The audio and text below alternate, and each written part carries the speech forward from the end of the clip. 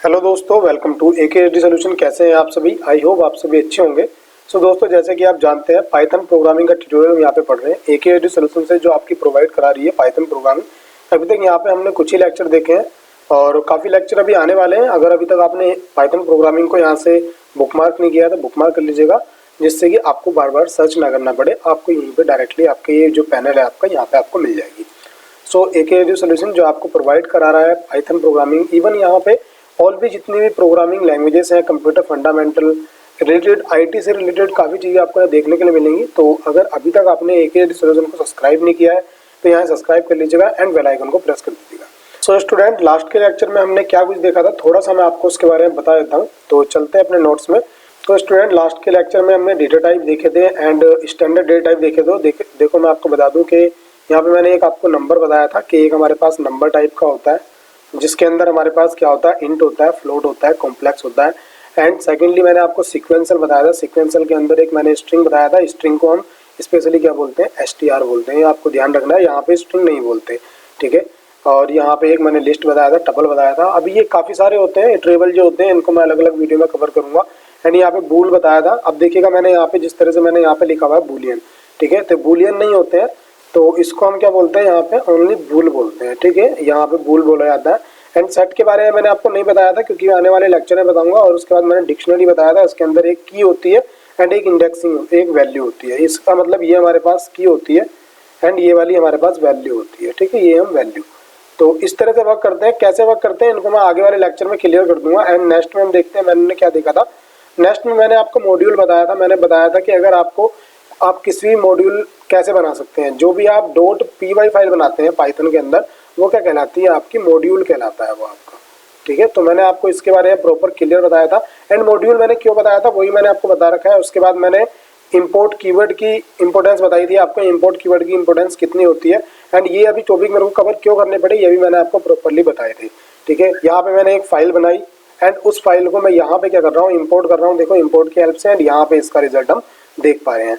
ये बताया था। इसको आप अगर इसको देखना चाहते हैं तो आप लास्ट के लेक्चर को देखिएगा, आपको क्लियर हो जाएगा। एंड उसके बाद देखिएगा मैंने कीवर्ड बताए थे, कितने कीवर्ड होते हैं हमारे पास। मैंने बताया था आपको कि 35 हमारे पास कीवर्ड होते हैं एंड कैसे हम उनको प्रिंट करा सकते हैं। यहाँ पे मैंने कीवर्ड मॉड्यूल के बारे में बताया था और उसके बाद KW लिस्ट, उसके अंदर जो लिस्ट होती है उसके बारे में बताया था। एंड बताया था कीवर्ड होते क्या है, जो हमारे प्री डिफाइंड वर्ड होते हैं, प्री डिफाइंड जिनको हम बोल सकते हैं, वो क्या होते हैं, वो हमारे कीवर्ड होते हैं, ठीक है। पहले से ही उनका कोई वर्ड डिफाइन होता है। उसके बाद मैंने आपको स्टूडेंट बताया था कि देखिएगा कुछ हमारे पास जो है वो कुछ जैसे कि ट्रू हो गया और नन हो गया, फॉल्स हो गया, एक तरह के क्या होते हैं, वैल्यू या डेटा। इनको डेटा या वैल्यू भी हम इनको बोल सकते हैं, ठीक है। एंड उसके बाद मैंने कुछ ऑपरेटर बताए थे, जो हमारे कीवर्ड होते हैं वो ऑपरेटर होते हैं। अब हम इनको अच्छे से पढ़ेंगे। तो स्टूडेंट, आज की वीडियो हम देखते हैं, आज की वीडियो हम क्या देखने वाले हैं। तो मैं बता दूं, आज की वीडियो में हम देखने वाले हैं ऑपरेटर के बारे में। तो बिना टाइम वेस्ट करते हुए करते हैं स्टार्ट। Let start.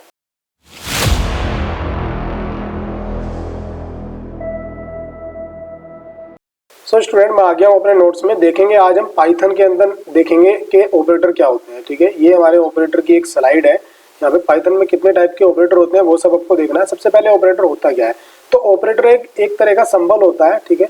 एक तरह का सिंबल है जो इंस्ट्रक्शन हम देते हैं किसको, अपने कंप्यूटर को, ठीक है। वो परफॉर्म करता है, कुछ एक टास्क होता है उसका, वो परफॉर्म करता है। मान लीजिएगा आपने लिखा, ये आपके किसने कहा, ठीक है, 10 और +2 आपको लिखना है, तो इसके इक्वल आंसर क्या आना चाहिए, इसके इक्वल आंसर आ जाएगा 12। तो ये जो है, ये वाला जो सिंबल है ना स्पेशल, ठीक है, एक तरह का ये सिंबल है। इसका मतलब क्या होता है, इन दोनों को ऐड कर देना, ठीक है। तो ऐसे ही सिस्टम समझता है हमारा कि एक सिंबल है, उसके कोरस्पॉन्डिंग हमें क्या उस पर ऑपरेशन परफॉर्म करना है, और पहले से ही प्री डिफाइन होते हैं, ठीक है। कभी कभी इनकी हम ओवरलोडिंग भी करते हैं। वो कैसे करते हैं वही मैं आपको बताऊंगा। बट अभी आपको क्या समझना है, अभी आपको ये समझना है कि इस प्लस ऑपरेटर को या तो आप प्लस बोल सकते हैं, माइनस बोल सकते हैं, मल्टीप्लिकेशन बोल सकते हैं। एक ये जो असाइन किया ये भी ऑपरेटर ही होता है। और भी डिफरेंट टाइप के हमारे पास ऑपरेटर होते हैं, उनको हम कैसे यूज करते हैं। और स्टूडेंट, मैं आपको क्लियर बता दूं कि एक वीडियो के अंदर ऑपरेटर का पूरा पार्ट मैं कवर नहीं कर सकता, क्योंकि देखिएगा आपको ये समझाना भी है और पाइथन के अंदर कुछ चेंजेस होते हैं ऑपरेटर में, वो चीज़ आपको डिफरेंस बताना है। तो मैं इसके लिए 2 या 3 वीडियो बनाऊंगा, जितनी सुटेबल हो पाएंगी उतनी मैं कवर कर लूंगा इसके अंदर, ठीक है। तो सबसे पहले हम देखते हैं कितने टाइप के ऑपरेटर हमारे पास ऑपरेटर होते हैं। सबसे पहले हमारे पास एक अर्थमेटिक ऑपरेटर होता है। तो अर्थमेटिक ऑपरेटर देखने के लिए मैं एक बार स्क्रीन यहाँ से क्लियर कर देता हूँ, ठीक है। हम देखेंगे अर्थमेटिक ऑपरेटर क्या होता है। तो सबसे पहले देखिएगा अर्थमेटिक ऑपरेटर का मतलब क्या होता है। जैसे कि आपने प्लस लिखा, माइनस लिखा, या फिर उसके बाद हम मल्टीप्लिकेशन करते हैं, या उसके बाद आप डिवाइड करते हैं तो ये भी अर्थमेटिक ये मॉडुलो ऑपरेटर होता है, ये भी अर्थमेटिक होता है। एंड यहाँ पे आपको एक डिवाइड और मिलता है, डिवाइड क्या, यहाँ पे डबल डिवाइड मिलता है, ठीक है, ये आपका अर्थमेटिक ऑपरेटर होता है। ये ब्रीफली बता रहा हूँ, अब इसके बाद मैं इनको प्रॉपरली आपको बताऊंगा, एग्जाम्पल करके बताऊंगा, अभी सिर्फ थोड़ा थोड़ा बता रहा हूँ इसके बारे में, ठीक है। उसके बाद कंपेयर ऑपरेटर होता है, ठीक है, जिनसे हम कंपेयर करते हैं। असाइनमेंट ऑपरेटर होता है, असाइनमेंट का मतलब जैसे कि जैसे हम लिखते हैं a इक्वल टू हम 5 लिखते हैं ना, ये इस तरह से ये जो ऑपरेटर है हमारा असाइनमेंट ऑपरेटर होता है। ये कहाँ चलता है, हमारा राइट से लेफ्ट की ओर चलता है, यहाँ की वैल्यू यहाँ पे लेके आता है, ठीक है। लॉजिकल ऑपरेटर होता है जहाँ हम लॉजिक लगाते हैं, ठीक है। बेसिकली आपने लास्ट की लैंग्वेज के अंदर क्या पढ़ा होगा, इस तरह से एम्परसेंड लगाते थे हम, ठीक है, या फिर यहाँ पे हम ऐसे लगाते थे, बट यहाँ पे ये यूज नहीं करते। ये यहाँ पे हम क्या यूज करते हैं वो मैं आपको बताऊंगा, नोट भी यहाँ पे था, कैसे यूज करते हैं वही बताऊंगा। फिर उसके बाद बिटवाइज ऑपरेटर होते हैं। बिटवाइज ऑपरेटर जो मैंने आपको बताए थे, जिस तरह से ये लॉजिकल है ऐसे होते हैं, बट वो बाइनरी कन्वर्जन करने के बाद उनके अंदर ऑपरेशन परफॉर्म होते हैं। वहां पे जिस तरह से सिंगल आपको ये था, आपको मैंने बताया था कि एंड ऑपरेटर होता है, ठीक है।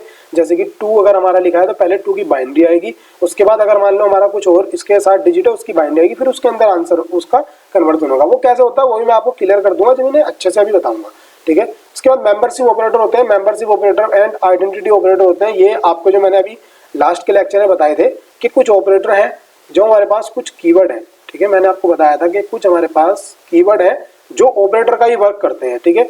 आपको मैंने बताया था कि वो ऑपरेटर का भी वर्क करते हैं हमारे पास, ठीक है। तो वो वाले आइडेंटिटी एंड मेंबरशिप ऑपरेटर जो होते हैं, ये दोनों ऑपरेटर इस तरह के वर्क होते हैं, ठीक है। वो मैं आपको करके बताऊंगा कि कौन कौन से और कैसे उन पे वर्क होता है हमारा। उसके बाद अर्थमेटिक ऑपरेटर, ये जो मैंने बताया आपको, ठीक है, अर्थमेटिक में पहले बता चुका हूँ। अर्थमेटिक असाइनमेंट लिख लो इसको, यहाँ पे अर्थमेटिक के साथ असाइनमेंट ऑपरेटर होता है। अर्थमेटिक असाइनमेंट ऑपरेटर होते हैं, या फिर इनको कंपाउंड ऑपरेटर भी कहा जाता है, ठीक है। कंपाउंड ऑपरेटर भी इनको हम बोल सकते हैं। ये कैसे चलते हैं, ये ऐसे चलते हैं कि मान लीजिएगा आपने यहाँ पे प्लस लिखा एंड उसके बाद यहाँ पे इक्वल लगाया, ठीक है, ये इस तरह से होता है। अब मैं आपको एक नोट बता दूं स्टूडेंट कि पाइथन के अंदर यहाँ पे हम इंक्रीमेंट ऑपरेटर, ये जो प्लस प्लस हम यूज करते थे वो यूज नहीं करने के, या माइनस माइनस ये चीज हम यहाँ पे यूज नहीं करते हैं, ठीक है। तो सबसे ज्यादा यूज किया जाएगा फिर हमारे इन ऑपरेटर का, ठीक है। ये वाले ऑपरेटर ज्यादा यूज किए जाएंगे क्योंकि इंक्रीमेंट डिक्रीमेंट भी हम इनके सहारे से ही करेंगे। इसके साथ हम यहाँ पे मल्टीप्लिकेशन भी ले सकते हैं, ठीक है, एंड यहाँ पे हम मॉड्यूलो भी ले सकते हैं, कुछ भी ले सकते हैं, ठीक है। अब हम 1 बाय 1 करके देखेंगे कि अर्थमेटिक किसको बोल सकते हैं, कंपेयर किसको बोलते हैं, असाइनमेंट किसको बोलते हैं, ठीक है, वो भी। अब कंपेयर आप कह रहे हो कि कंपेयर सर आपने नहीं बताया, कंपेयर का मतलब इस तरह से हम यूज करते हैं, ठीक है, इनको कंपेयर करते हैं आपस में, ठीक है। ये वाले जो ऑपरेटर मैंने आपको बताए थे, हो सकता है आपने सी प्रोग्रामिंग फॉलो की होगी हमारी एक सोल्यूशन से, तो मैंने सी प्रोग्रामिंग में बहुत अच्छे से पढ़ाए थे ऑपरेटर। अगर आपने फॉलो भी नहीं किए कोई टेंशन नहीं, मैं यहाँ भी आपको क्लियर बता देने वाला हूँ, ठीक है। तो हम चलेंगे नेक्स्ट स्लाइड पर और हम देखेंगे हमारे पास नेक्स्ट स्लाइड हमारी क्या है। तो देखिएगा स्टूडेंट, सबसे पहले यहाँ पे हमारे पास दिया गया है अर्थमेटिक ऑपरेटर क्या होते हैं, ठीक है। पहले अर्थमेटिक ऑपरेटर एक काम करते हैं हम, सबसे पहले इनको मैं एग्जांपल के थ्रू समझते हैं, उसके बाद हम इनको समझेंगे यहाँ पे जो मैंने टेबल दी है टेबल के थ्रू, ठीक है। सबसे पहले हम चलते हैं एग्जाम्पल देखने के लिए। तो मैं यहाँ पे एग्जाम्पल देखता हूँ, इसके अंदर मैं आइडियली सर्च कर लूंगा अपना, ओके, मैंने ओपन करके रखा है पहले से आइडियली, तो आपको अपना आइडियली ओपन कर लेना है। अभी स्टूडेंट आप सोचते होंगे कि आइडियली में ही क्यों कराते हैं सर्च, ठीक है। आइडियली अभी आपके लिए सुटेबल है, अभी कुछ टाइम के बाद आपको मैं VS कोड के अंदर कराऊंगा तो उसमें हम वर्क करेंगे। सबसे पहले हमको देखना है, देखिएगा मैंने x इक्वल टू यहाँ पे 9 किया एंड उसके बाद अगर मैं यहाँ पे, या मैं ऐसे भी करता हूँ, इवन देखो मैंने यहाँ y किया, y के बाद यहाँ पे मैंने यहाँ पे 90 किया था एंड उसके बाद यहाँ पे मैंने 10 किया, ठीक है। अब देखो अगर आपको याद होगा जब मैंने वेरिएबल पढ़ाए थे उस टाइम पे मैंने आपको ये बताया था कि सिंगल लाइन असाइनमेंट या मल्टी लाइन असाइनमेंट क्या होते हैं, ठीक है, इस तरह से मल्टीपल असाइनमेंट। तो ये आप आई होप आपको क्लियर होगा, अगर वो आपने नहीं पढ़ा तो उसको आप पढ़ लीजिएगा, क्लियर हो जाएगा। देखो मैंने ऐसे किया, अब एक्स एंड वाई के अंदर वैल्यू असाइन हो गई है, एक्स के अंदर 90 एंड वाई के अंदर 10 असाइन हो गई है। अब देखिएगा अगर मैं यहाँ पे प्रिंट करता हूँ एक्स प्लस वाई, अगर मैंने ये किया एंटर करता हूँ तो देखो मेरे पास 100 आ गया, ठीक है। इस तरह से 100 मेरे पास आ गया। ये कौन सा था आपका एडिशनल ऑपरेटर, जो आपके असाइनमेंट ऑपरेटर के अंदर आता है वो आपका एडिशनल था। अब इसी के अंदर अगर मैं आपको प्रिंट यहाँ पे प्रिंट करता हूँ, प्रिंट मैंने क्या किया, प्रिंट किया एक्स और माइनस वाई, अगर मैं इस तरह से वर्क करता हूँ तो देखो आंसर क्या आने वाला है मेरे पास, आंसर मेरे पास 80 आ गया, ठीक है। इस तरह से मेरे पास एडिशन वाला और सब्ट्रैक्शन तो आपको पता ही होगा, इस तरह से वर्क करते हैं। अब उसके बाद डिवीजन वाला आ जाता है, ठीक है। आपको यहाँ पे ध्यान रखना है, मान लीजिएगा एक्स इक्वल टू आपने 3 किया, ठीक है, एंड y इक्वल टू आपने किया 2। देखो इस चीज को मैं इसलिए वैल्यू कम लेके करा रहा हूँ कि अभी आपको क्लियर होगा ये डिवीजन ऑपरेटर होता क्या है, ठीक है। अब मान लीजिएगा आप यहाँ पे करते हैं प्रिंट, आपने प्रिंट किया एंड उसके बाद आपने यहाँ से x को डिवाइड किया कितने से, y से। अगर आप डिवाइड करते हैं देखो आंसर क्या आने वाला है स्टूडेंट, आपको कमेंट में बताना है कि इसका आंसर क्या आएगा, ठीक है, क्योंकि यहाँ पे कुछ चेंजेस हैं इसके अंदर। तो आपकी मैं लॉजिकल पावर देखना चाहता हूँ कि पाइथन अगर आपने पढ़ी है या इट मींस पाइथन आप पढ़ रहे हैं, आपको देखना चाहिए कि कुछ अच्छा पढ़ने के लिए मिलेगा, तो आप कितना ऑब्जर्व कर सकते हैं इस चीज को। तो आपको कमेंट में बताना है कि इसका आंसर क्या आएगा। आई होप आपने कमेंट में आंसर सही ही बताया होगा। तो मैं एंटर करता हूँ, देखो मेरे पास आंसर क्या आया। अब देखिएगा इस चीज को आपको गौर देनी है कि आंसर आपके पास क्या आया, आंसर आया 1.5। बेसिकली आप किसी और लैंग्वेज के अंदर अगर इसको करते हैं या सी के अंदर ही करते हैं तो वहां क्या होता है, वहां पे तो डिक्रीमेंट हो जाता है, पॉइंट की वैल्यू हट जाती है। तो ये वाली वैल्यू कब आती है, ये आती है जब आपकी फ्लोट नंबर में हो। अब अगर आप मान लीजिएगा टाइप का यूज करके अगर आप यहाँ पे किसकी x की वैल्यू देखना चाहते हैं, देखो कैसा है, इंट है, ठीक है। अगर मैं यहाँ पे y को देखना चाहूँ तो देखो ये भी मेरे पास इंट है, बट जब मैंने x से y को डिवाइड किया तो आंसर मेरे पास क्या आया, आंसर मेरे पास फ्लोट आया है, ठीक है। एक काम करते हैं, यहाँ पे इसके अंदर मैं क्या कर लेता हूँ, z इक्वल टू यहाँ से मैं x डिवाइड y कर लेता हूँ। देखो मैंने ये किया, एंटर किया। अब उसके बाद मैं अगर टाइप करता हूँ किसको, z को, तो z का आंसर देखते हैं हमारे पास क्या आएगा। तो देखो z का फ्लोट आ गया है। बट आपने लास्ट की लैंग्वेज में क्या देखा होगा, अभी C++ या जावा किसी में भी आप पढ़े हो, थोड़ा सा भी आपने पढ़ा हो, इवन नहीं भी पढ़ा तो भी कोई इशू नहीं है, बट आपने पढ़ा होगा तो आपने देखा होगा कि वहां पे जब इंटीजर से इंटीजर को हम डिलीट नहीं डिवाइड करते हैं, जैसे कि इंटीजर से इंटीजर को जब हम डिवाइड करते हैं तो आंसर क्या आता है, इंटीजर में आता है। तो फ्लोट वाली वैल्यू क्या होगी हमारी, डिक्रीमेंट वो जाती है लास्ट की वैल्यू। जैसे इसके अंदर आना था हमारा ये जो आया 1.5, तो ये 0.5 वाली क्या होनी थी, ये तो यहाँ से इसकी डिक्रीमेंट हो जाना था, ठीक है, ओनली 1 आता। बट इसके अंदर जब हम ये वाला ऑपरेटर यूज करते हैं, कौन सा, डिवाइड ऑपरेटर, जब हम डिवाइड ऑपरेटर यूज करते हैं तो हमारे पास आंसर किस में आता है, फ्लोट के अंदर आता है। ये आपको ध्यान रखना है। देखो कुछ चेंजेस है ऑपरेटर है, मैंने आपको पहले ही बताया था, वो आपको क्लियर करने हैं। और एक चीज और आपको ध्यान रखनी है कि वो आंसर फ्लोट में आता ही नहीं है, बल्कि उसका टाइप भी फ्लोट ही होता है। देखो मैंने करके बताया कि इन दोनों को जब हम असाइन करते हैं, इसकी इस कैलकुलेशन को असाइन हमने जेड में की एंड उसके बाद जब आंसर हमारे पास आया तो देखो उसकी जो हमारे पास टाइप ऑपरेटर की टाइप मेथड की हेल्प से हमने जो आंसर निकाला है वो हमारे पास क्या आ गया, फ्लोट क्लास का हमारा आंसर आया। तो आपको ध्यान रखना है जब इंट को इंट से डिवाइड करते हैं, हाँ हमेशा ही नहीं आता। अब देखो अगर मान लीजिएगा मैं यहाँ पे क्या करता हूँ, ओके मैंने x इक्वल टू मैंने 2 किया, ठीक है, एंड y इक्वल टू मैंने 2 किया। तो देखो अगर मैं यहाँ पे z equal to x divide by y करता हूँ तो देखो मेरे पास आंसर क्या आएगा। अगर मैं प्रिंट करता हूँ यहाँ पे, अगर मैं z को करता हूँ तो आंसर करते हैं, एंटर करते हैं 1.0।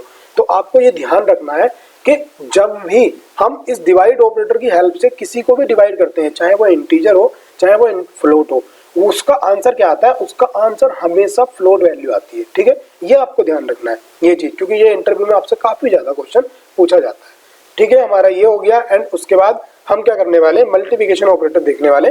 तो सेम स्टूडेंट अगर हम x मल्टीप्लाई बाई y करते हैं एंड आंसर करते हैं, देखो 4 आ गया। x की वैल्यू क्या थी, x की वैल्यू हमारे पास 2 थी एंड y की वैल्यू भी 2 थी, आंसर इस 4 आ गया। अब देखिएगा x की वैल्यू अगर मान लीजिएगा 2 है एंड y की वैल्यू में चेंज कर देता हूँ, y इक्वल टू मैं 3.5 कर देता हूँ एंड अगर मैं x मल्टीप्लाई बाई y करता हूँ, आंसर देखो मेरे पास 7 आ गया, ठीक है।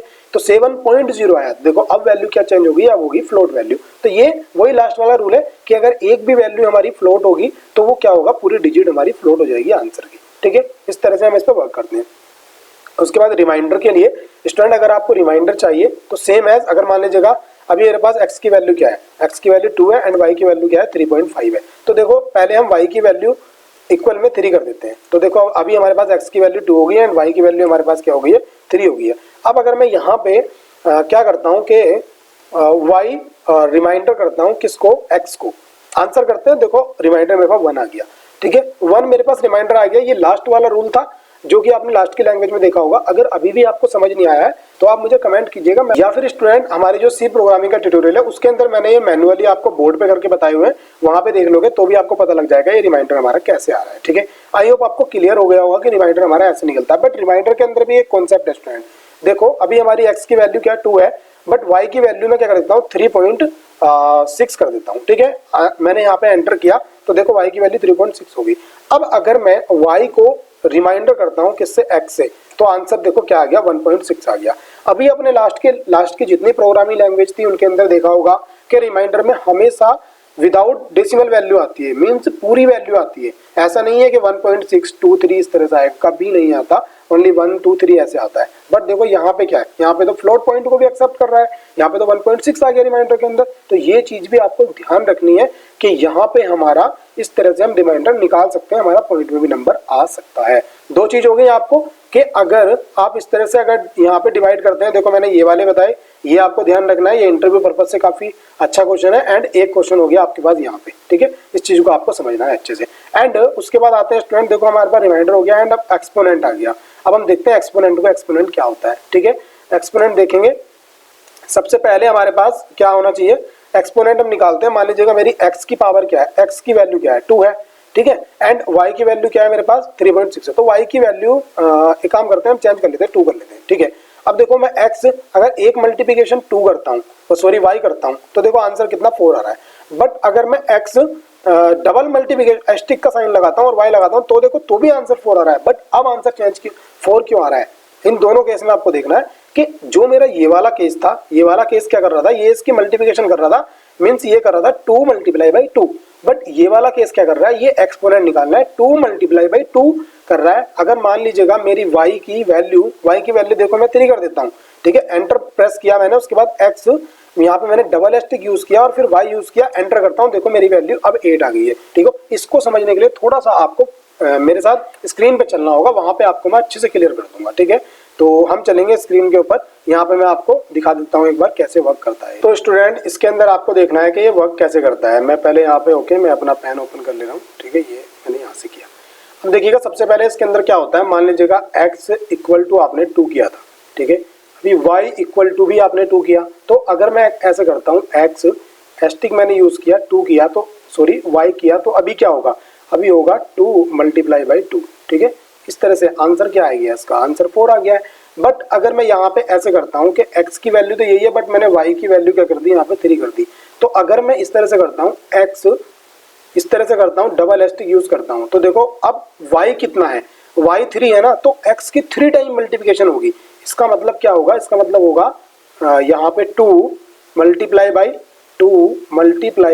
2, ठीक है। इस तरह से आंसर होता है। अब y की वैल्यू कुछ भी हो सकती है, y की वैल्यू यहाँ से 1 भी हो सकती है, 2 भी हो सकती है, 3 भी हो सकती है, इवन कितनी भी हो सकती है, n नंबर तक हमारी यहाँ पे वैल्यू की वैल्यू जा सकती है। तो देखो इसकी करो मल्टीप्लाई आई, अब 2 की 2 से करेंगे कितने आएगा, 4 आएगा, एंड 4 की 2 से करोगे तो आंसर कितना आएगा तुम्हारा 8 आएगा। तो इस तरह से ही चलता है, मतलब डबल एस्टिक जब हम यूज करते हैं तो उसका मतलब क्या, हमारा एक्सपोनेंट निकलता है, ठीक है। एंड इसके अंदर जब हम करते हैं यहाँ पे हमारा नॉर्मल मल्टीप्लाई होता है, ठीक है, ये चीज आपको ध्यान रखना है। एंड स्टूडेंट हमने यहाँ पे एक्सपोनेंट भी देख लिया है। अब देखिएगा सेकंड हमारे पास क्या आता है, फ्लोर डिवीजन। फ्लोर डिवीजन किसको बोलते हैं, अभी इतना कुछ आपने देखा स्टूडेंट, आपके मन में एक क्वेश्चन तो जरूर आ रहा होगा कि सर अगर यहाँ से जो मैंने आपको दिखाया था, ठीक है, मैं इसको थोड़ा स्क्रॉल करके बता दे रहा हूँ आपको, आपके मन में ये क्वेश्चन जरूर आना चाहिए था, अगर नहीं भी आया तो आना चाहिए था कि सर अगर इंट के अंदर ये वाली वैल्यू है, इस तरह से अगर हम इसको कर देते हैं, ठीक है, बट अब एक बात बताइएगा कि अगर हमको कहीं पे डिक्रीमेंट दिखाना हो या हमें इसकी वैल्यू इंटीजर में ही लानी हो तो हम कैसे करेंगे, ये क्वेश्चन आपके लिए जरूर आना चाहिए, क्योंकि यहाँ पे वैल्यू क्या आ रही है, फ्लोट के अंदर आ रही है, ठीक है। तो इस काम को अगर आपको करना है, मीन्स कह सकते हैं कि जो प्रोग्रामिंग में सिंपल डिवीजन से काम होता है, अगर वो वर्क आप परफॉर्म करना चाहते हैं तो आपको क्या यहाँ पे डबल डिवीजन यूज करना होगा, जिसे हम फ्लोर डिवीजन बोलते हैं, ठीक है। मान लीजिएगा अभी हम x की वैल्यू इक्वल टू क्या करते हैं, 2 करते हैं, ठीक है, y की वैल्यू हमने 3 की, एंटर, उसके बाद मैंने क्या किया, x को डिवाइड किया, देखो किससे, y से, आंसर मेरे पास क्या आया 0.666, इस तरह से n नंबर ऑफ 6 हो गए, जहां तक भी उसकी कैलकुलेशन हुई है। अब अगर मैं यहाँ पे x divide y double divide करके y करता हूँ, आंसर देखो मेरे पास 0 आ गया है, ठीक है।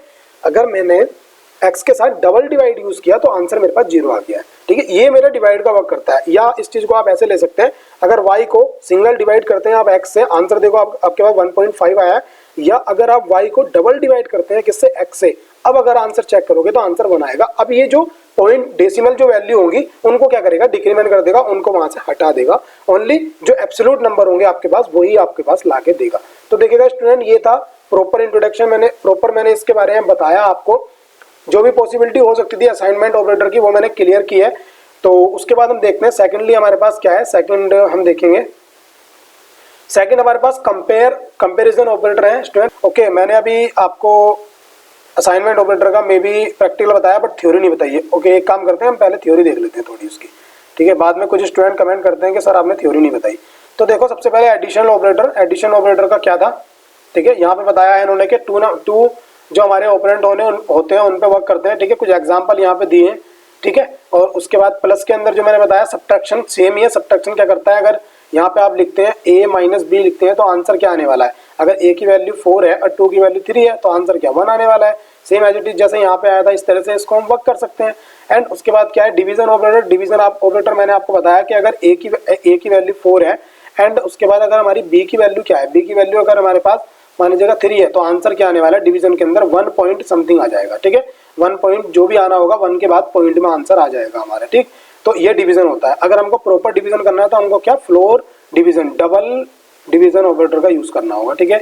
उसके बाद मल्टीप्लिकेशन है, मैंने आपको बताया मान लीजिएगा a की वैल्यू 2 है, सॉरी a की वैल्यू मेरे पास 2 है एंड मल्टीप्लाई हम करते हैं 2 से तो आंसर क्या मेरे पास 4 आने वाला है। ये इसकी थ्योरी है।